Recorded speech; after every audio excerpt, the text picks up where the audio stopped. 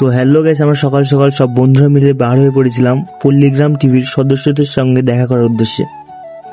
তো আমরা যেহেতু বাঙালি, আমাদের সকাল সকাল চায়ের আড্ডা না জমলে হয় না। এই কারণে আমরা সবাই দাঁড়িয়ে পড়েছিলাম একটি চায়ের দোকানে। চা খাওয়া কমপ্লিট করে আমরা সকলে আবার রওনা দিলাম পল্লীগ্রাম টিভির সদস্যদের সঙ্গে দেখা করার উদ্দেশ্যে। আমাদের এখান থেকে অর্থাৎ শান্তিপুর থেকে পল্লীগ্রাম টিভি স্টুডিও যেখানে অবস্থিত আসলামপুর, সেখানকার দূরত্ব প্রায় 80 থেকে 82 কিলোমিটার।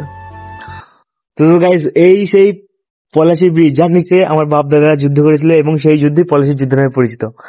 তোমরা জানো না, তাই জানিয়ে দিলাম। না মানে হালকা করে মজা করলাম আর কি। তো গাইস, আমরা পৌঁছে গেছি আসলামপুর গ্রামে। তো সামনে তোমরা যে মাচানটি দেখতে পাচ্ছ, এটাই সেই মাচান যেখানে পল্লীগ্রাম টিভির সদস্যরা কিছু কিছু সময় ভিডিও বানিয়ে থাকে।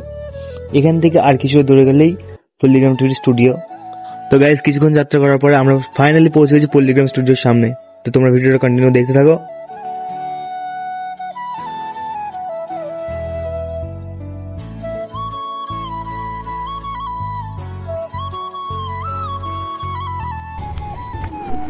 তো বন্ধুরা, পল্লীগ্রাম স্টুডিওর ভিতরে সব সদস্য উপস্থিত না থাকার কারণে আমরা কিছু সদস্যদের সাথে দেখা করে আবার বার হয়ে পড়েছিলাম বাকি সদস্যদের সঙ্গে দেখা করার উদ্দেশ্যে তাদের শুটিং প্যালেসে।